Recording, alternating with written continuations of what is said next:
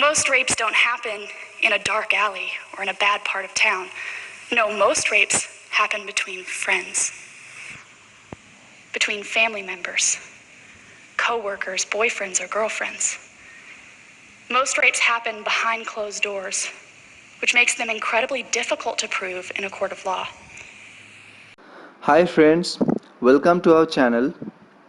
Today's topic is rape, or more precisely rape in India. So let's begin with the definition of the rape. The Indian Penal Code in its section number 375 briefly describes rape under 6 circumstances. The circumstances would be if it is done against her will, or if it is done without her consent, or it is done with her consent but her life is put into threat, or if it is done with her consent but she is being bluffed by the man, or if it is done with her consent but she is being intoxicated with the intoxicating agents such as drugs, alcohols, and the last one is the very important point is that if it is done with or without her consent but her age is below 16 years. According to the latest NCRB report 2018, every fourth rape victim across India was minor. That means her age was below 16 years. The report also says that 51.9% of the rape victims were aged between 18 to 30 years. 18% were aged 30 to 40 years, 45 years. 2.1% were aged between 45 and 60 years, and 0.2% were above 60 years.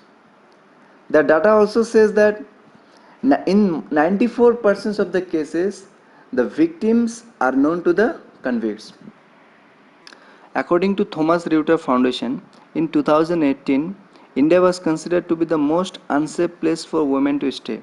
The National Report on Rape depicts how the number of reported rape cases in Delhi increased drastically within a span of 5 years. This is the real scenario of the capital city of India. Then think about the other part of the country, such as Haryana, Uttar Pradesh, West Bengal. There are various reasons which promote rape. The few reasons would be the culture of setting free the culprits, threatening the victims for compromise, slow judiciary systems, conviction rate, status of the women, public safety and the police systems are not up to the mark, illiteracy, acceptance of the domestic violence, blaming women dresses, few female polices in the system, lack of stringent laws against the rape, patriarchal behaviorisms, political influences, intoxication such as drugs, alcohols, and vulgar pornography. The rape culture can be controlled and can be uprooted from our society. We need to follow few measures which will help us to counter such crime. The measures would be we should stop blaming the victim, rather listen to their voices and stand beside them. We should have zero tolerance towards the rape. We should invest more in women. Enforcement of the severe punishment, end impunity. Promote education, understanding the root cause of the rape. The strict police system. The modern technology can be implemented such as drone patrolling in the streets.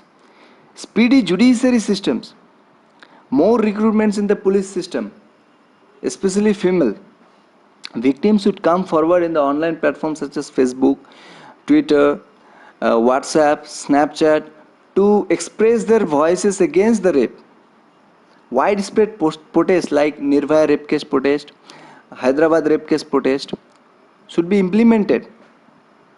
Family support, strict laws and media support. The government of India has taken numerous steps to pull out this menace from the society. A scheme called Central Victim Compensation Fund scheme was launched by the government to support the rape victims financially. An independent organization called National Commission for Women was set up in 1992 to enable the women to achieve equality and to safeguard their fundamental rights. Various criminal laws such as Criminal Law Amendment Act in 2013, Criminal Law Amendment Act 2018 were passed in the Parliament of India to safeguard the rights of the women, and it changed the definition of rape and made the punishment more stringent. The punishment increased from 20 years to life imprisonment. And if a girl under 12 years is raped, then the minimum punishment is 20 years in jail. These are the steps which government initiated to safeguard the rights and the fundamental rights of the women. Various NGOs and NPOs are working really very hard throughout the country to win the battle against this social threat. An NGO named Gudiya India worked towards opposing the sexual exploitations of women and children. Few other working NGOs which work towards the upliftment of the women are the Pranjya Trust, Action Aid India, Snehalaya, Azad Foundations, Asra, and Sneha. The United Nations is also fighting a war against this rape by promoting its worldwide campaign called Stop Rape Now. India has acknowledged a series of movements in the past, such as Candlelight March movement, Me Too movement, Hyderabad rape case protest, online campaign against rape, and many more. Recently, on 20 March 2020, the culprits of Nirvaya case was hanged till death in the Tihar jail.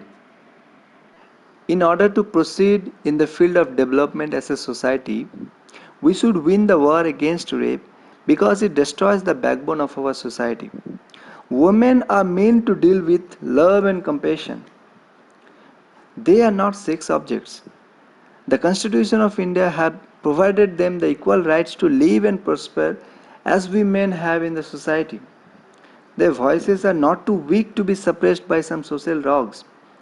We realize the importance of our voice only when we are silenced, as said by the Malala Yousafzai.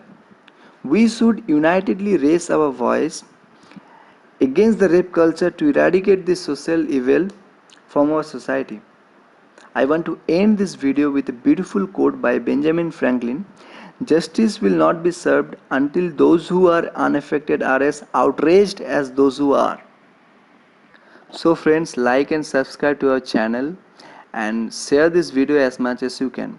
This will motivate us to make more videos for you guys. So once again, thanks for watching this video.